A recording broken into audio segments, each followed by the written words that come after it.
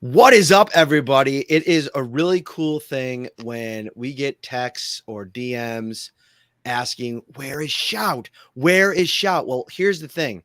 We wanted to let all of the dust settle, all of the smoke clear.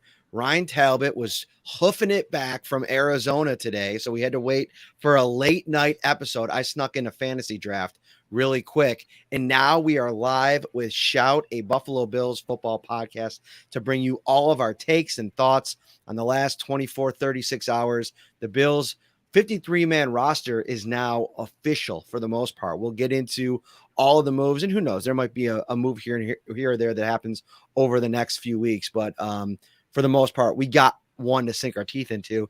And speaking of, enjoying yourself, because you're all going to enjoy yourself on the show tonight, pair your favorite craft beer with your favorite craft burger. Pair delicious craft burgers with delicious craft beers at Tops.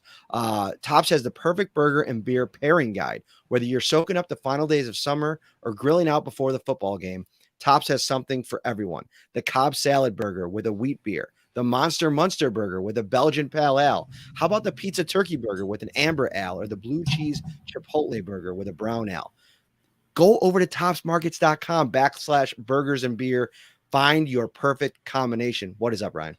Hey, not too much. Flew in early this morning, and we fly out of Cleveland. So then we had a fun 3-hour drive home. So happy to be back, though. Happy to be in my little corner here with my backdrop, my normal backdrop, but great family vacation nonetheless. Seriously, I was kind of getting used to you in the corner in the closet, which it's good to have you back in the studio. You're looking good. You're looking fresh. I like it. So let's not waste any more time, man. Let's get right into this thing. And I want to talk about maybe the biggest surprise that, from the initial 53, where we kind of got here over the last 24 hours. Now the practice squad is set. A couple of moves that have been made since today's waiver deadline. And, David Quessenberry was somebody that I had on my 53-man roster. He ends up getting cut by the Bills, signs to the 53-man with the Minnesota Vikings, which is an interesting development. Quessenberry, to me, was going to make the team because I thought they would address depth tackle on the other side of cuts. And that's technically what they did, Ryan. I mean, bringing in Germain Ifedi, former first-round pick in 2016. He was cut by the Detroit Lions after a ho-hum summer. And, Brandon Beane talked about what they're getting in this player. I'm really excited about the player, number one. And I think it answers that question. It gives you a depth tackle and actually perfect fit. Ryan Vandermark, he's more comfortable on the left side. They see Ifedi at right tackle. And Brandon Beane, when he was talking about explaining what he likes so much about him, he's like, well, when you watch him on tape, sometimes maybe he'll lose a rep, but he stays in the rep and he stays in the fight. Sometimes it'll take 3 or 4 seconds for a defensive end to really get the guy off of his mark. And, this is a guy that has some pedigree, has a lot of experience under his belt, and I think becomes a really nice piece now on the final 53 here. Yeah, listen, if Eddie has over 82 starts in his career in the NFL, most of them coming with his first stint early on with the Seattle Seahawks, and he has bounced around the league a bit, but he's a large tackle, I think 6'4", 330 plus pounds, definitely looks the part, has the experience that this team likes and covets when it comes to that swing tackle reserve type of role. And you mentioned it, Ryan Vandermark, for as great as his summer was and as much as he earned a roster spot, he was much more comfortable at left tackle than he ever was at right tackle. And then you look at Alec Anderson, who was the other kind of the last offensive lineman kind of standing, I guess, on that 53-man roster. He can play tackle, but he's been kicked inside more this summer, and he's excelled on the inside. So now you take this glaring weakness after getting rid of Quessenberry and you address it with a guy that in Ifedi that is very comfortable at right tackle. I think it's a smart move and a smart signing for the Bills. And it's like a 2-pronged attack. Like, it gives you that depth player, but it also gives you a pivot plan in case Spencer Brown struggles over the course of the first month of the season. Like, you have no time to waste. You are in a Super Bowl window. You have to compete in a really tough AFC East, AFC. This gives you an option for a guy that he's played a lot of snaps in this league. Now, the offensive line, I want to stay there and talk about Alec Anderson, who we were mentioning. You were probably one of the first on that train. I remember talking when I was going over my 53-man roster projection. You're like, man, I'm hearing that Alec Anderson is a guy that is probably going to be in the mix in the end. And I teetered back and forth trying to find a place to stash him. And I should have just had them tell Reed Ferguson to wait in the parking lot, which is exactly what they did. Allowed them to keep Alec Anderson on the roster. He could play all 5 spots. They end up after the fact putting Balin Spector and Justin Shorter, both with hamstring injuries, on IR. Shorter to me is like the Marquez Stevenson plan, right? Like you put him on IR. He probably had a little bit of a tweak, and then you kind of say, all right, it's a sit and watch rookie season. For Spector, they probably hope to get him back at some point, but this allows you to bring a couple pieces back in, a la the Ifedi signing.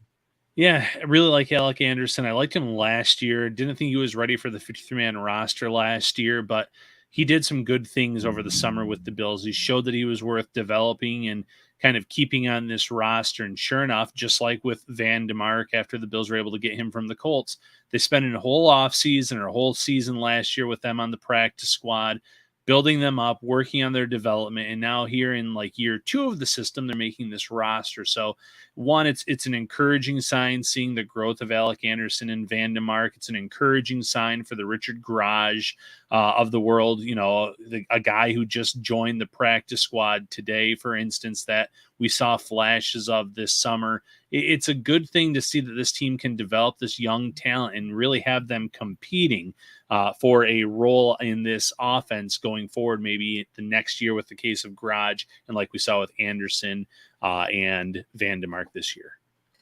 The Boogie Basham trade was something that people were talking about for, throughout the summer. Like it really came down to who you thought the Bills would pivot off of, because it's just going to be a numbers game. When Von Miller gets back, if you think about from a rotational perspective, and then hearing Brandon Beane talk about the decision, and we'll get into that in a minute, you knew that like something had to be done about the numbers game. And, I thought the biggest surprise for me with the Boogie deal was that they got so little in return, a 2025 pick swap. I mean, you're basically saying that there just was no value for a guy that you drafted in the second round a couple of years ago. And, the Bills just decided to move on. And I get what Brandon Beane was saying. I mean, when you bring in a Leonard Floyd, that completely changes the complexion of a group.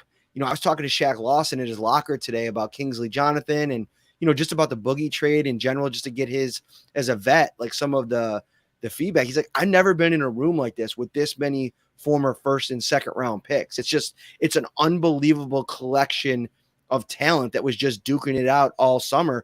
Something had to give. And, Boogie kind of made the most sense in the end. And now it's that like dangerous game. Like Brandon talked a lot about Wyatt Teller today and like the ghost of trades past. You hope that Boogie Basham, you hope for him that he does well, but I don't think Brandon Beane wants to see another second round pick go and produce elsewhere. Yeah, and it's interesting that he says, well, when you bring in a guy like Leonard Floyd, these tough decisions are going to take place. You don't bring in a Leonard Floyd or a Von Miller if your young defensive ends are developing and fitting necessarily what you think they're going to become. And listen, Boogie Basham is still very young. He still had 2 years left on his rookie deal, but he didn't do enough in the given reps that he had when he was on the field. And for the Bills, it was clear that he was the odd man out. They liked the motor, especially of Kingsley Jonathan. We heard that a lot today from Brandon Beane and the nonstop motor there. So yes, the Bills did get peanuts in exchange for Boogie Basham, a 6th round pick, trading away Basham in a 7th round pick. You pretty much just wipe him off the books, but I suppose it is better than nothing at the end of the day when you were going to get rid of this guy. Regardless of what Beane said today, I don't see the Bills keeping him when they are already going to have Von Miller when he comes off of the PUP list here in a few weeks. When you already have Leonard Floyd, Greg Rousseau, AJ Epineza, who kind of was the other man that was drawing interest on the trade market, and then a Kingsley Jonathan as well. I think it's a situation too. Let's get into Kingsley Jonathan for a second before we move too far along. This is a guy that I had making the team, I think on my 53-man roster a couple months ago. And people kind of like, Kingsley Jonathan in this room? You could feel it when they talk about him in the building. And, there's just a different level of I don't know. You keep making that sound in the background. It's a little water bottle there. This That is, I sounded. don't know. My wife might be doing something out in the kitchen too that's making a lot of noise. Who All knows? right. It sounded like one of maybe your animals was getting into something under the desk or something. A little background noise. No, I think that Kingsley Jonathan, when you watch him play, it doesn't look like they have another young version of that player in their room, right? It looks different than AJ Epinesa. It looked different than Boogie. It even looks different, even though Greg Rousseau is your best young piece.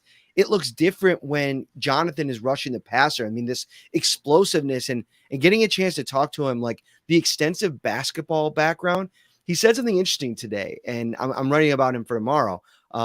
And he said when he goes out to rush the passer, sure, that he still has to develop a lot of his pass rush moves, but he goes out there with a mindset like I'm just playing basketball, right? Like, and like if you think about it, a really good athletic basketball player, you can use a lot of those skills as a wide receiver, but also as a pass rusher. When you got to quickly get on a guy and then quickly shift and move around the guy, because Kingsley Jonathan isn't a huge defensive lineman, you see that skill set in him. And I think the Bills saw that. And Brandon Beane mentioned this is a cheaper version of the player moving off of Boogie and now having this UDFA in year 2. Yeah, cheaper version. You like the contract, you like the terms, you like the fact that you've seen such strong development out of him. Another case of a player that last year they actually lost in waiver claims. The Bears were able to get him back. Showed that he could play a little bit against the Bears when he was called up or elevated in the regular season. So you're happy for him. And the unorthodox style, the basketball style, we've seen that work once already in Buffalo with Stevie Johnson at wide receiver, talking about how getting off the line, he would kind of use those type of moves. It might be different for a pass rusher, but it's kind of interesting. The footwork, the ability to get around your defender to kind of get them off balance a little bit. Maybe that will be something that Kingsley Jonathan has in his bag when he is put on the field this season. And listen, there's still a very deep defensive end room. I didn't even mention Shaq Lawson when I was listing off the defensive ends a few minutes ago. So, getting playing time on the field is going to be a whole nother matter for Kingsley Jonathan, but it was clear that the Bills did not want to lose him again. And they probably felt that it would have been deja vu in terms of if we put this guy on waivers, some team's going to come and claim him. One more note on the Boogie trade, and hearing the introspection from Brandon today, I think it's interesting because we've spent a lot of time over the last 48 hours, Bill's Twitter specifically, just really putting his day 2 picks under a microscope. And listen, I think there's some criticism that's worthwhile there. And I think he'd take a lot of the onus for that on himself, the brunt of it. He always says, like, there's nobody that's harder on him than he is when he makes a bad draft pick or a draft pick doesn't end up materializing. But when he was trying to explain the position that he was in going into this season, he's never going, and I respect this a lot. He said he's never going to be in a spot where he protects his own draft picks, right? So don't bring in the Leonard Floyd because I want to protect Boogie and AJ. I'm going to bring in the Floyd, and if I have to cut bait with one of those guys, so be it. It's just going to have to be the way it is. And I think that's why he's built such a consistently high-end roster and why they continually compete for championships every year. I know they haven't gotten to the Super Bowl yet, but they're in the mix at the end of the year every year. You don't do that unless you have a willingness to accept your losses just as much as you're willing to accept your wins. Yeah, and that's important for a GM. And Matt, we were talking pre-show. Adam Schefter put out a tweet from 2018 till now, minus the COVID year of 2020, that the Bills had the most players that have been claimed off of waivers over that period of time. Bills are number 1 at 16 players getting claimed off of waivers. And in many of those cases, it's been those 6th, 7th round picks, developmental guys that the Bills have been high on, but they just haven't had a roster spot for them. And other teams kind of swoop in and take them because of how strong the Bills roster is. They kind of look at that, the players that the Bills put out every year, and sure enough, there's 2 or 3 guys that get taken and get claimed. And I will say, I think this year one slipped through the cracks for the betterment of the Bills and Jamarcus Ingram, being able to get him back into the fold. But they once again lost some talented players today because of the drafting of Brandon Beane, the talent and the eye that this scouting department, this front office has when it comes to the draft. So yes, there have been some swings and misses. No one is denying that. But he's also had quite a few hits over the years, and it's a reason why the Bills have this Super Bowl window that they currently do. Yeah, Jamarcus Ingram making it to the practice squad, I think, is a huge win. I exchanged a message with him today just to let him know, like, dude, there's not a lot of guys that come in as undrafted free agents. And of course, this is a pro UB podcast, so the UB guys always get a little bit of bias. But I said, listen, from start to finish, the versatility, the way that he performed on the big stage in the games with your roster spot on the line. I mean, I respect it, man. Like I passed along. I dapped up Cam Lewis in the locker room today. I walked over to Shaq Lawson, gave him a little love too. I mean, these guys, I mean, you forget because we're so in the mix of like our jobs or, being a fan. Like I know a lot of, hardcore Bills fans, like you're just into this 365, but these are people at the end of the day, and they're out there just giving everything they have. And he said, listen, I put everything I had into this run and it showed. And now the Bills get a player who I almost feel like if you're Brandon Beane, you're antsy with him on practice squad, right? Because it's like, you're going to be looking for the first opportunity to get him on the roster. Like even last year when he was completely off of the radar, the Bills ended up elevating him, getting into a game, which, I think surprised some people, putting him in a spot to see if he can handle how big it was. And he always did. So that's a huge development as well. Let's talk about Andy Isabella for a minute, because one of the things, even now, first of all, kudos to the man, Ryan Talbot, breaking Isabella yesterday with what I would argue was the biggest Bills report of the day. So kudos, my friend. Let's give a little thank you. Golf clap. It was a busy day. So again, I was out in Arizona. So I set my alarm to make sure I was up around 4:30 a.m. their time, which would be 7:30 on the East Coast. So it wasn't early where I'm used to being, but definitely very early over there. And I was definitely working the phone. I was doing my best Adam Schefter impersonation, Matt, and it definitely kind of paid off for sure. The question that people kind of keep putting into the text line, and by the way, if you want to sign up to be a Shout Insider text line, I mean, everybody in the chat could tell you right now, this thing has been absolutely buzzing the last couple of days. I've been waiting to get a text back, Ryan, for somebody to say, all right, texting me too much. Dial it back, Parrino, okay? I was firing them off today. I think I fired off 12 or 15. 716-528-6727. Come on, don't mess up the number, Parrino. I know it's late, but come on. 716-528-6727. You'll get a 2-week free trial, $3.99 a month after that. And like I said, I still might give you that month free trial if you DM me or send me an email. But the message that people have been saying is like, okay, Isabella's on the practice squad. He apparently had other offers and decided to stick around in Buffalo because of how well it's gone there this summer. And this isn't a new story. This has happened before with other players on the practice squad that just, you get in a situation where you could probably get a greater role somewhere else. But if you do get a chance to get in a game after 4 years in Arizona, you probably want to have it be for an offense like the Bills. The path, though, to playing for Isabella, it's complicated. The only real fit I see for him on an active roster is taking over for like a Deontay Hardy if he ends up getting injured. But that's really good insurance to have in Isabella if that ends up being the case. Yeah, I mean, look at this Bills roster last year. They were banged up. You had Gabe Davis dealing with an ankle injury. You had Jamison Crowder, who barely played early on due to injury. They were calling in guys like Cole Beasley and John Brown off the streets last year. So while Isabella's path to playing time is likely due to injury, I think there's a shot that's going to happen at some point over a long season. And he has a very similar skill set to Deontay Hardy. Things went very well for him here in Buffalo, like you said, Matt. Brandon Beane talked today about, hey, I mean, he came in pretty quickly and all of a sudden was getting reps with the first team offense. And they put him at gunner. They put him at return man. They were trying to find ways to make a case for him to make the roster. And while he did fall a little bit short of the 53, the Bills coveted him. And when they let him go, they let him know, we want you back here if possible.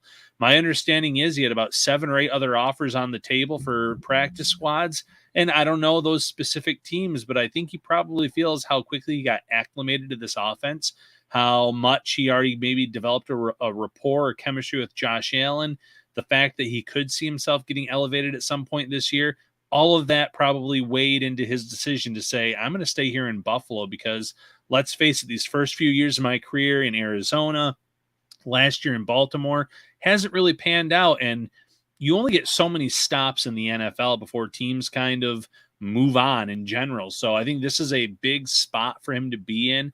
And although it's a practice squad, I could see him getting some playing time at some point this year. The Bills end up keeping a running back on their practice squad, but they go with Ty Johnson. Obviously, must have been impressed with his audition briefly in the Bears game. And it's funny, Darrington Evans, who spent the majority of the summer with the Bills, he goes out there, has this explosive 35-yard touchdown run. And shout out to Kyle Gauger in the comments. He said it's the only 11 p.m. text message he gets, shout insider text, that he doesn't get mad at for waking him up. We appreciate you, Kyle. We'll try not to send too many of those to everybody. But Darrington Evans, not only does he not sign back to the Bills practice squad, he is not signed back to anywhere yet. So it's kind of going to be sit on your hands, wait and see. Listen, it was a kind of a ho-hum summer for the most part from Evans, but I do think that, he showed some real juice against the Bears. A lot of it came against third stringers, and I think that gets baked into it, like everybody, like we always talk about. But I don't know what the future holds for Evans, and the Bills obviously liked enough what they saw from Johnson. Yeah, and Johnson was someone that's been hanging on rosters, spent 3 years with the Jets before getting cut after tearing his pec this offseason. He's someone that you can count on special teams if you elevate him, which anytime one of these backs will get elevated to this roster, the more you can do, the better it's going to be for your chances of getting a jersey on game day. And he played, I think it was 192 special team snaps last year. So he's someone that's versatile in that regard, someone that ran the ball very well in the preseason finale, came in, grasped, at least maybe it was obviously a more simplistic version of the playbook, but he grasped what he needed to do, did a really nice job with it. And maybe the Bills were eyeing him in free agency this past year before he re-signed with the Jets in April. So it's possible he was someone that was on their radar. They were high on at one point. So that's just how it kind of works out sometimes in the NFL. It's not always the players you expect getting on this practice squad. Like you said, a Darrington Evans, who was here for a good chunk of the summer, a Jordan Mims, who joined the New Orleans Saints practice squad today. Sometimes it's not the guy you're expecting, but maybe the Bills were higher on Ty Johnson just in general over these past few years. I couldn't get higher than I am on the Tops World of Burgers, and it is yours to explore. With over 30 ready-to-grill burgers, Tops is the place to pick out the juiciest, most delicious burger in town. From beef and turkey to chicken and veggie, you'll find something for everyone. Taste the flavors of the world with unique toppings and twists on the classic burger. Tops World of Burgers, yours to explore. We got to explore this middle linebacker situation, Ryan, because it got real. Things got ratcheted up in the old MLB room today, and we got to get into a little bit of it. The Bills are planning to sign Christian Kirksey, formerly of the Houston Texans, the Green Bay Packers, the Cleveland Browns, to the roster on the practice squad. Excuse me. And it's going to be interesting how this plays out, because obviously you have Tyrel Dotson, who I think has kind of fallen in the competition, which is a sad development because he didn't have really any competition for most of the summer. Terrell Bernard shows back up today. He's out at practice. He looks like he's going. I mean, he's over there with Matt Milano where Tremaine Edmonds stood all those years in the individual portion, which is all we're able to watch now. And so you start to get into thinking like, all right, are they just going to Terrell Bernard here? Are we going to see him against the Jets? We'll have to wait and see how it goes. But very interesting to kind of watch how this materializes, because Kirksey, Ryan, Brandon Beane gave everybody a little history lesson today. He played for the Cleveland Browns, whose defensive coordinator was Steve Wilks. Al Holcomb was also on that staff. Both Wilks and Holcomb were under McDermott in Carolina. So Kirksey comes over. Brandon Beane called him a bright guy. He said he's very familiar with a similar scheme that they played in Cleveland and Carolina. So he doesn't think it's going to take him very long to get up to speed and then maybe deploy him. I don't think it's going to happen by week 1 against the Jets. And he's also dealing with a hamstring injury that's kind of hampered him this entire summer. But a very interesting signing, even if maybe some of the higher advanced metrics from a coverage perspective, tackling perspective, haven't been great the last couple of years. But he checks a lot of boxes, Matt. You said it. Someone that's very smart, someone that has some familiarity with the system playing for Al Holcomb. Steve Wilkes coming from the McDermott tree, so to speak, or coaching with McDermott.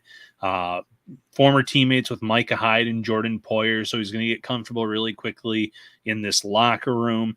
I think it's a great fit from a character perspective, being a former team captain, someone that's well respected by his teammates.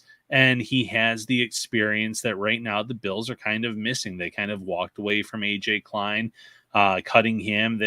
They have Tyrell Dodson, who has a few years in the system, but still very inexperienced in terms of playing time, reps, showing what he can do on the field on a weekly basis.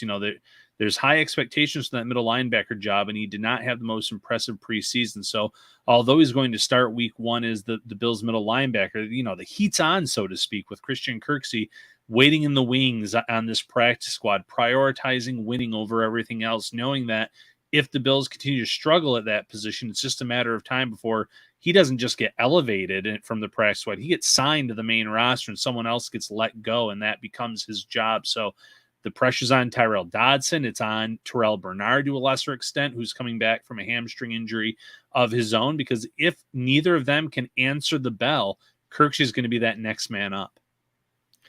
Yeah, and I also want to temper expectations for Kirksey a little bit. Like, he's a competitive guy. I think playing in the Bills defense will actually be an upgrade for him. Like, I think he'll have more talent around him, which I think could help him in this situation. Playing alongside Matt Milano could also be something that unlocks him. You mentioned Poyer and Micah Hyde. There's that familiarity with them as well. But to me, these all could be just precursors to what eventually just becomes getting the best player on the field. And maybe that's Dorian Williams at some point this season, where you just say, what, it can't all be perfect, right? Like, everybody is not going to fit into this perfect little capsule where, they're great with the pre-snap responsibilities, post-snap responsibilities, production and coverage, good tackler, good blitzer. Like, you're not going to check every box, but which player can check the most boxes? And if you get to a point in the season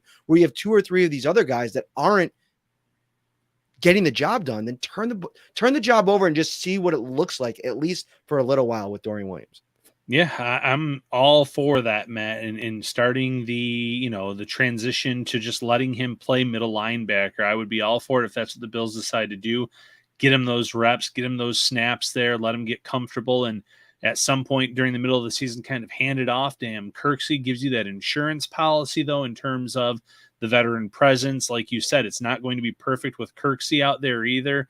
He has not been a PFF darling, Pro Football Focus darling, in terms of some of his metrics, but he's a step up from what they probably had after a very underwhelming preseason with this middle linebacker competition. So I'm excited to at least see what he can do when he gets on the field. It is kind of like AJ Klein a few years ago, where, man, he got on the field and there were a lot of mistakes at first, and you were wondering how long it was going to last, but then he gets comfortable. They figure out how to utilize him.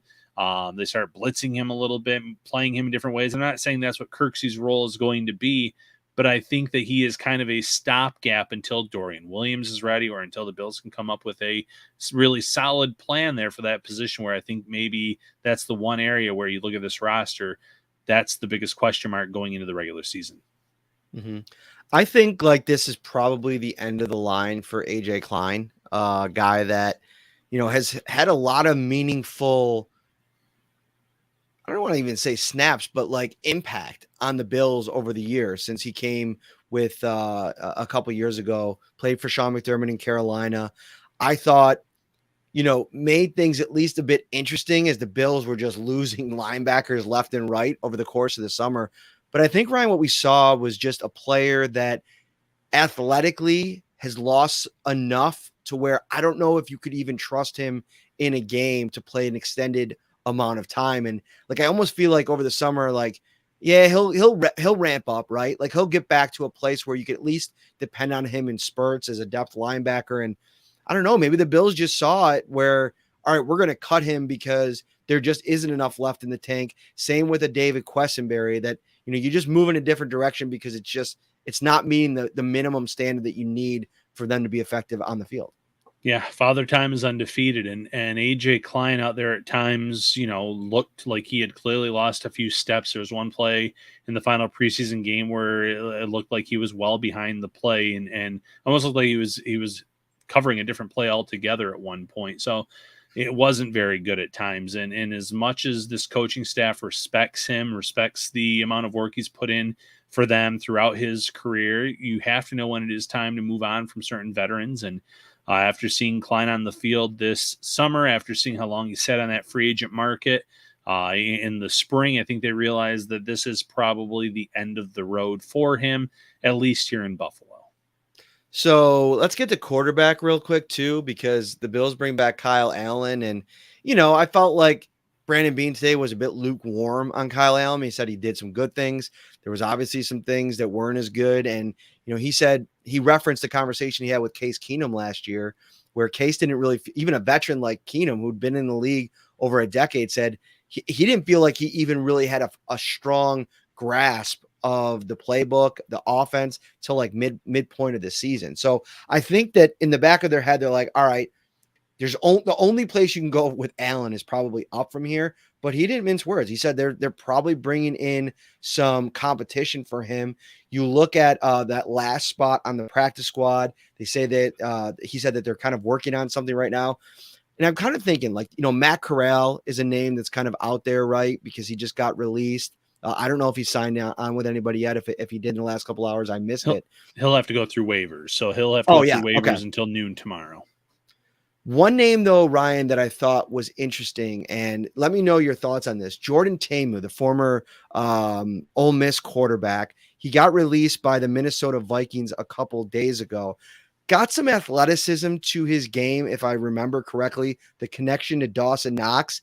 And I know that every time Ta'amu over the years has had some type of highlight or accomplishment, I always see it on Dawson Knox's Instagram story. So I'm just wondering if it's something where if Dawson Knox, who's got a little bit more cachet in the room these days, goes over to Beane and is like, hey, why don't you give my buddy a call?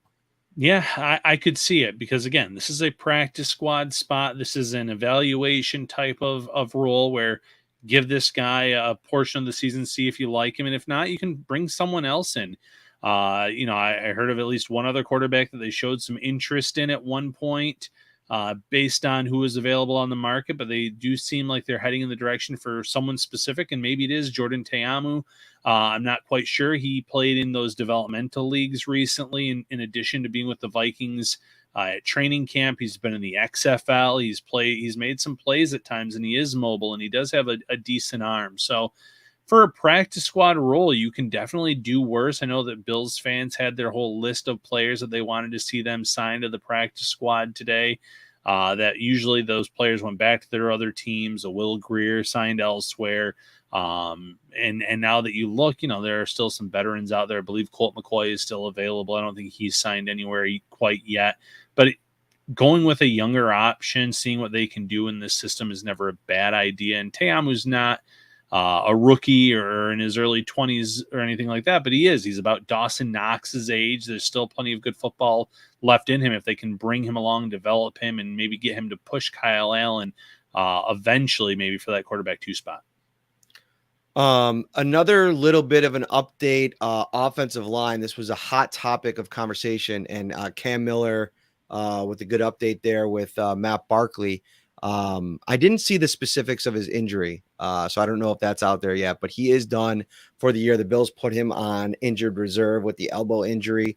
He'll miss the season, so the Bills do have to address that position. On the offensive line, was out of practice today. We saw Connor McGovern going through practice, which is a huge development, Ryan, because you start to think of the worst when the Bills didn't have an update on him for a few days. Like, how serious is this? Is this something that's going to be weeks? Will they consider IR for him? He had a brace on the right knee. Brandon Beane, I believe, paraphrasing, said nothing major today when asked about the specifics by me, the specifics of that injury. He kind of seemed a little bit like off guard, like, Why are you asking about Connor McGovern? Almost like it's not that big of a deal. So I think that kind of development is huge for the fact that they want to try to get into this season with their 5 and see what it looks like for some extended playing time. Yeah. And Sean McDermott was always very vague when it comes to these injuries. And it was kind of we got to wait and see. We don't know the extent of it yet. McGovern, though, kind of played it off after the practice where he got injured. It's good to see that he's back, brace on, practicing with this team, putting in the time. So I think that there's a good chance that come week 1, or at least very early in this season, you're going to see the starting 5 that they envision rolling out with early on this year against the Jets and against, the Raiders and Washington. So the more that they can get the starting 5 out there to gel and work together, the better it's going to be late in the season and during that playoff push when they've had all that time and experience working with one another. We've had a lot of time and experience working with one another, Ryan. We're up over 300 on YouTube. Thank you so much. Hit that like button. Subscribe to the channel as well. Hit us up on the text line, 716-528-6727. What else we got, Ryan? Looking through this list here, I think we actually covered quite a bit of what we wanted to talk about tonight. But, practice squad. Go ahead. I was just going to talk about the practice squad edition, see if there's anything else you wanted to cover there with this team. I thought they kind of went heavy at wide receiver, a few more than I kind of anticipated on this roster, going with 4 different players. So that could obviously be in flux throughout the entire year, obviously, but having 4 on the practice squad already, I thought was a pretty high number. I thought, to me, the biggest name on the practice squad, and he might not be there for very long, was Cameron Klein, a guy that I thought really popped for them this summer. And, we got to a point like late in the process where we were starting to see some chatter about would Klein like be kept on the 53 before maybe a Kingsley Jonathan or Boogie Basham or so on and so forth. So that's a name that I'm kind of watching. He's almost this year's version of Jonathan in a way. I know that, he comes over from the Chiefs. He's not a rookie, but somebody that they really like. And again, I said it in my 53, like, I don't think AJ Epinesa is out of the woods. Like, I don't think that we get into the season and I'm writing off any chance of them making a move there. I mean, if they really like Kingsley Jonathan, they want to get him into a larger role. Von Miller comes back in week 5 and they want to kind of like shake things up a little bit. Brandon Beane said it best today. He's not going to just stick to his draft picks and allow that to kind of materialize, especially if something comes up. Maybe they get Christian Kirksey out there. He doesn't look the part, and neither of these other kids. So they got to make a deal. So I think that'll be interesting. Also interesting to note, Ryan, the Bills lost a couple players, and this is going to happen every year when you're a really good team. You draft players, you lose players when you have to cut them. And Alex Austin, to me, there was nothing super noteworthy about his summer. Very young player, very raw player. I think, to me, reminded me a lot of Rashad Wildgoose, who was actually released as well this week, and he's bumped around to a couple different teams. I think Nick Broker is a guy that probably is going to stick around. I think was in Houston, and that's one guy that I think the Bills would have liked to keep in house and develop. Yeah, Broker really came on late in the preseason. I think he had a good summer too, but you go back and you watch the games where Broker was playing, and it was late in that first game, and he was pretty late in all 3 games, but he was winning a lot of his reps. He looked like a very promising candidate for this practice squad, someone that absolutely needed to add some muscle to his frame, and that's typically what players do between year 1 and year 2 in their first year on a roster, hitting that weight room, bulking up, playing more, getting that NFL size. But he really did show some promise late this summer. And obviously the Texans saw it. They claim him. They bring him in.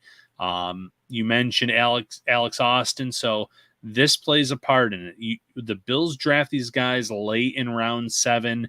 I think they made like 3 trade backs on day 3, like between round 6 and 7 to acquire picks and to get guys like this in, because they know that come practice squad time, a lot of guys aren't going to come to the Bills or sign with the Bills because their agents are going to say, hey, there's really a slim chance for you to make this roster. It's going to be difficult for you to get on here. And that's kind of what the Bills use those late round picks for. Guys that we would like to bring in and develop on our practice squad, ideally, but they keep having those guys get claimed elsewhere. See, we have a super chat here, Matt. Bring it up. Bring it up. All right. Kyle. Wow, Kyle is an insider and he's dropping a 10 spot in the live show. Kyle, you are legendary. Shout Bill's insider. What's up, buddy? Football and pumpkin spice lattes. It's that time of year again. Always appreciate the content, gentlemen. Go Bills, of course, from Kyle Gauger. Really interactive in the chat too. I mean, listen, Ryan, one thing I was talking to our boss about today was like, we're up almost to 350 text insiders, and it's amazing. We've tried to really have that interactive, like, conversation back and forth with everybody. Eventually, as this thing continues to grow, we don't know what it's going to look like. We're probably going to have to, like, curate a lot of that stuff and bring it more into the podcast where we answer it there as opposed to the one-on-one interaction. But for as long as we can, we're going to keep doing it because we have a great time doing it.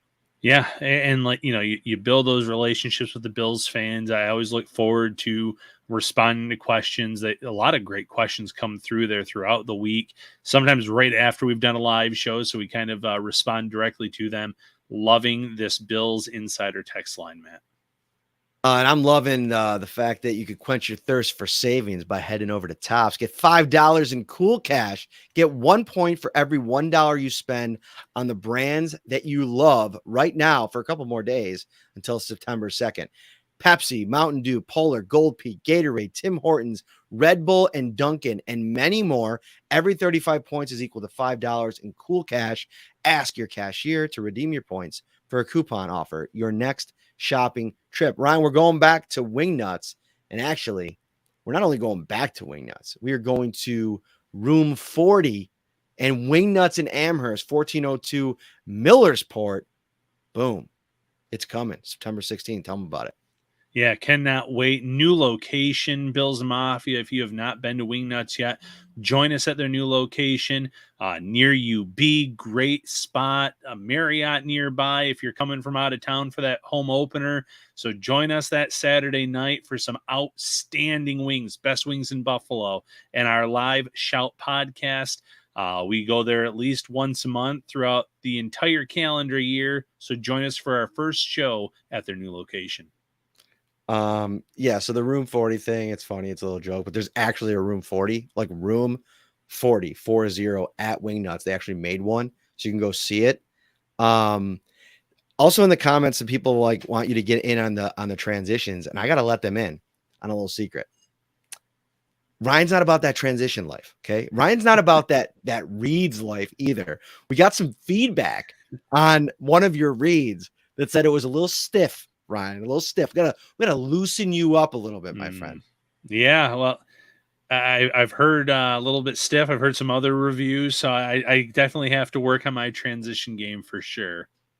What was the comment? It was it felt like I was watching a 90s infomercial for like a 1-800 or maybe even a 1-900 number, Ryan.